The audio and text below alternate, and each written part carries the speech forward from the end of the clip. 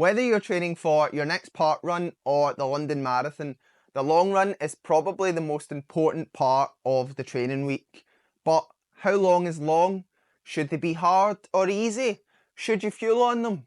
Well, luckily for you, it's Sunday, which means I'm heading out for my long run and we'll have plenty of time to chat through all of this and more.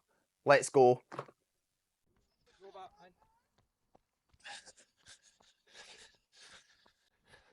So this morning we are doing, I say we because my dad's on the bike, a 2-hour easy long run.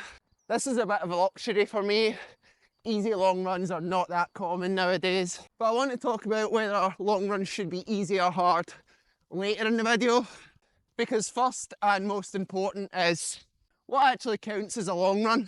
For me, I would call a long run anything above that sort of 13 miles or 90 minutes, because I do like 12-mile easy long runs during the week. And I would say regardless of pace, if you're running for more than 90 minutes, that's definitely a long run. So that was my dad dropping the microphone 10 minutes into the 2-hour long run. And after that, none of the audio recorded. So it's now Monday and I'm going out for an easy Monday run. Let's go and try that again. So I really wanted to film this video when I was out running, but unfortunately I tried again on Monday and it sounded like this. This have been much closer to 6-minute miling. However, that made me go out and buy a new camera, which is what you're watching on right now. So hopefully moving forward you can expect higher quality videos with better sound. Anyway, the long run. So we've established that for me, a long run is anything over that 90-minute mark. But as with everything that I talk about in this video, that will depend a lot on where you are on your running journey and how your training looks in those other days in the week. So I'll do my best to talk through my long running experiences, what works for me and how you can adapt that to your training to hopefully just get the most out of yourself. So I personally, throughout the year, I'm doing a 2-hour long run every week. If you've seen my last Instagram post, you'll know that I've done 10 2-hour long runs in the past 11 weeks.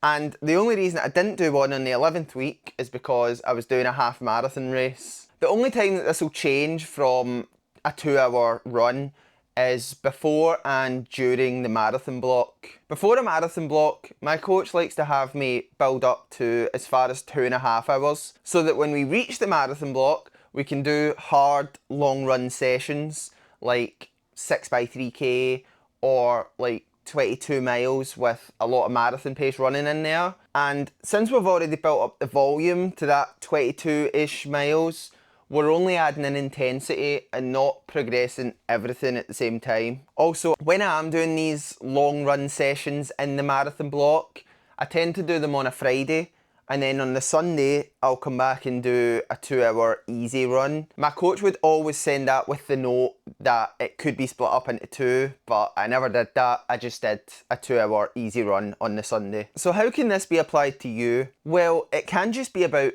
mixing things up. If you always go out at the weekend and do a 90-minute easy run because it's what you've always done or it's what your running group does, try just adding a little bit of quality in the middle. Maybe something like 10 minutes steady, 5 minutes easy, 10 minutes at marathon pace. And see how you recover from that. Maybe progress or just mix it up. And keep it fun while also just getting a little bit of free fitness. The long run doesn't have to mean long, slow distance. And in my opinion, which I will talk about later in the video, it shouldn't be a super slow run. And if you're sitting there thinking, well, I already do 20-mile long run sessions, how does this apply to me? Well, I'm sure you already have a coach who has a good plan for you and is telling you exactly what to do on these days, so you don't really need my advice here. But if you don't have a coach, check out my coaching link in the description of this video, and while you're down there, subscribe if you haven't already. I would appreciate that a lot. But let's continue. So why do I say that your long run shouldn't be super slow? Well, again, if you're currently running less than 90 minutes on your longest days, or you're really new to running and building up the training at other points in the week, then your long run should be slow while you focus on building up that volume and consistency. However, for me, someone who's been running since before they could walk, I much prefer not to just go out and jog for 2 hours. And not only because that would be really quite boring. For reference, I run my midweek easy runs slower than people who have similar PBs. I'm going out and I'm running probably average between 7-minute miles and 7:30s per mile, which is about 2 minutes per mile slower than my marathon PB pace. However, when it comes to the long run, I've not averaged slower than 7-minute miles since a long run in Kenya about 14 months ago, and I can assure you that that was not an easy long run. I remember it very well. There was a lot of hills and it was at 7,500 feet. So if not slow, easy running, does that mean that you should be smashing your long run every week? No, absolutely not. For me, I quite enjoy a steadier long run, which tends to have me averaging somewhere between 550 per mile and 620 per mile. This is a nice sweet spot where I'm building fitness because I'm not just going out and jogging, but I'm not absolutely burying myself and not being able to perform in the next session day because I'm knackered. This pace almost always comes pretty naturally once I'm out doing a long run, but if I feel a bit crap, I will just pull back and go easier. And that's the same if I've done a hard session on the Friday, then I will just run a bit slower. I'll put the average pace of all my 2-hour long runs from the past 11 weeks on the screen now, so you can get a good idea of what I'm averaging on these. I have put them in order, so hopefully you can see my fitness progressing. The first week is a bit of an outlier because although I wasn't that fit, I wasn't training that hard, so I was really fresh.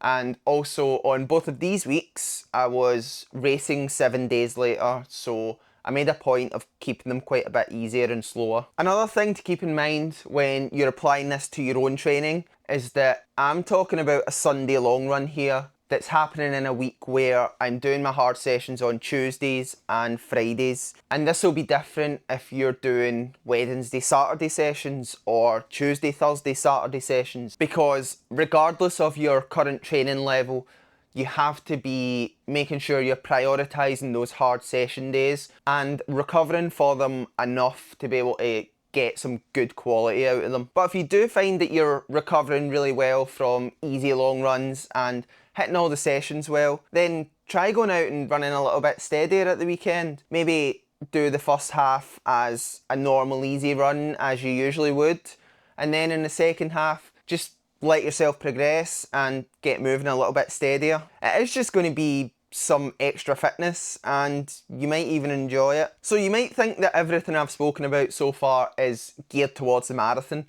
and that's not strictly true. As I said, at the moment I'm doing 2-hour long runs year round and I'm not currently necessarily training for a marathon. And I had a look back at my training from when I ran all my track PBs in 2022, and for the 7 weeks before that track season where I also ran my 1500 metre PB, I did a 14-mile long run on the Wednesday and also an 18-mile long run on the Sunday. So that's 7 weeks in a row of 2 long runs a week. And these were all easy, which I think is the main difference between marathon training and 5k, 10k training. Generally for 5ks and 10ks, you're doing more intense, more specific sessions. Maybe even 3 of those hard days in a week. So there's less emphasis on that long run. And it does just become a longer, easier run where you're building that endurance, but you're not taking away from any of the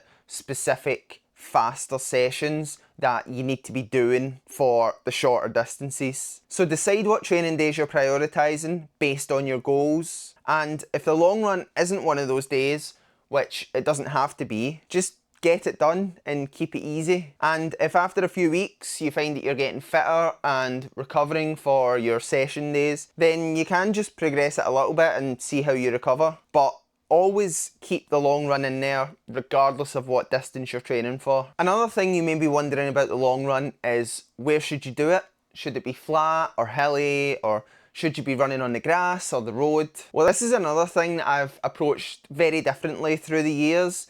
and I used to do a lot of hilly long runs, with my favourites being on a golf course that's near my house, and it's absolutely not flat at all at any point. And this worked great when I was younger, and I was trying to build that strength in my legs and training for cross country, because you're working pretty hard for a good chunk of this run up a hill for a few minutes, but then you're getting some recovery as you're coming down or you're on a slightly flatter section. So it wasn't absolutely destroying me like a flatter, more consistently hard long run would have when I was a teenager. Even up until I got injured in December 2022, I was doing most of my long runs up and down some hills, but I think this injury may have came from the fact that I'd had a few weeks off the hills and jumped straight back into them. So I was a little bit scared to get back up and down the hills after that. And this also coincided with me moving to the marathon, where I took a very different approach to the long run, because when it comes to the marathon, I'm trying to run a fast marathon on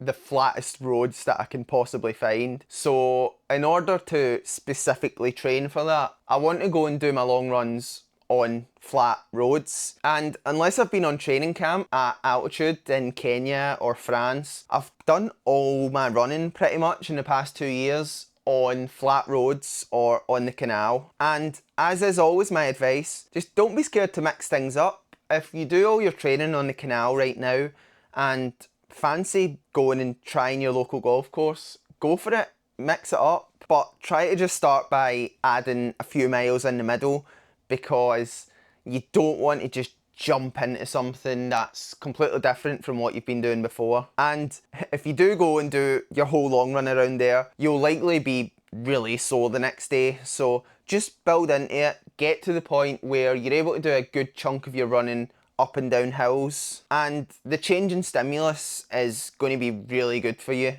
This does work whether or not you're training for a marathon, because I'm probably just being a little bit soft and using the specificity as an excuse to avoid hills. However, in saying that, another great reason for me using the canal is that my dad can come on the bike, and running with company is always just going to be so much better than running by yourself. And although that's a tip by itself, my dad coming on the bike is good for a lot more than just his banter, because he can carry my fuel. Now, if you've watched this channel in the past, you'll definitely have heard me banging on about fuel before, but it's for good reason. There are just so many benefits to fueling that if you aren't doing it properly, you're just not going to be getting the benefits from the training that you deserve. And the first and most important reason for fueling is that it helps with recovery. You're going to feel so much better for the rest of the day and for your next hard session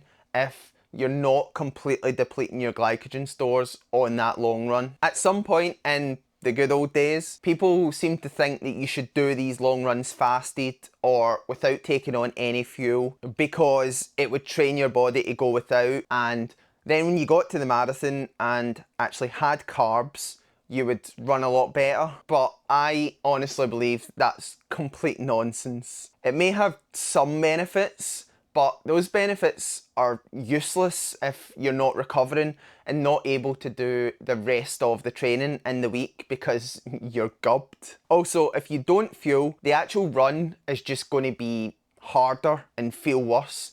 And I don't think there's any point in suffering for no reason. You're going out to train, you're not going out to suffer. Also, fueling is a general term that I use, and doesn't just mean carbs, it also applies to hydration. In Scotland, over the past few months, hydration hasn't felt that important, but I still make sure to take water with me on all my long runs. And as it gets warmer, I'll add electrolytes to this. And you can take fluid with you even if you don't have someone on the bike. I personally use these soft flasks and put them in this running belt, and these are so good that I've raced marathons in them, and you just completely forget it's there after like 2 minutes. Speaking of the marathon, on top of all these recovery benefits, fueling on the long run is a great way for you to practice your race day fueling strategy. And if you're doing any of those hard long run sessions, try to actually plan what you're going to do in the race. Like, are you going to have gels every 5k? Are you going to have a drink every 10k? Think about that. What am I going to do in the race? And actually do that in your long run sessions, so that when you get to the marathon, it's just one less thing to think about, and you know that your stomach can handle the fuel that you're going to be giving it. Because if you don't fuel in your long runs, or you don't fuel as much as you're going to fuel in the race, you're probably going to need a Portaloo stop. Like, trust me, okay? You need to train your gut just as much as you're training your heart and lungs and legs. If I have sold you on fueling but you don't know where to start, check out Xmiles. I have a link in my description that will get you 5% off and will also help to support the channel. Here's what me and Holly ordered from Xmiles last week if you need some inspiration. Finally, on the long run, what shoes should you wear? Well, for me, it depends fully on what pace I'm planning to run. I currently operate a 4-shoe rotation, but the 4th shoe is the Adidas Takumis, which I use for fast track sessions and absolutely would not consider wearing on a long run. So that leaves us with 3 shoes. First, my Asics GT 2000s, which I do all my easy running in. So if I'm just going out to long run as I feel, which is most of the time, then I'm wearing the GT 2000s. That does mean that I sometimes will run steady in these,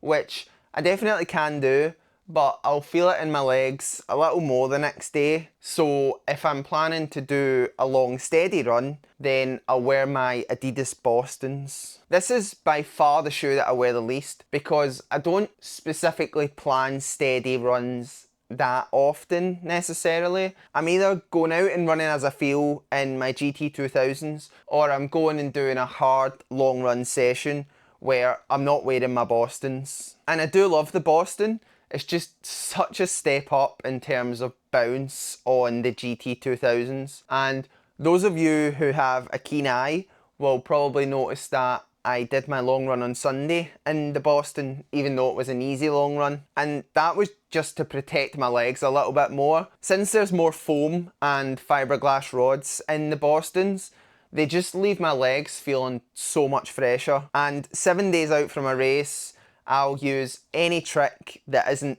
training less to try and get some fresher legs. And that only leaves the hard long run sessions, which is where the Adidas Pro 3 comes in. This is my race shoe, and practicing running in your race shoe is so important. So if I have any kind of marathon pace running in my long run, I'll definitely be wearing these Pro 3s. They just protect the legs, they give you a good idea of how marathon pace feels, and also they'll just work the muscles in the same way that they're going to be worked in the race. So if you are doing all your long runs in easy run shoes, but your legs are coming off of it feeling a bit cooked, try and wear something with a bit more foam, and definitely try wearing your race shoes in the harder, more specific long runs. Because if you're only saving these race shoes for races or for shorter, harder sessions, then you're kind of just asking for trouble when you get past that 20-mile mark in the marathon. I really didn't expect to have this much to say on the long run, so thanks very much for everyone who stuck around to this point in the video. If you did get this far, don't forget to subscribe and check out my coaching link in the description. And I'll be back next week for another race video. So I'll see you there. Cheers.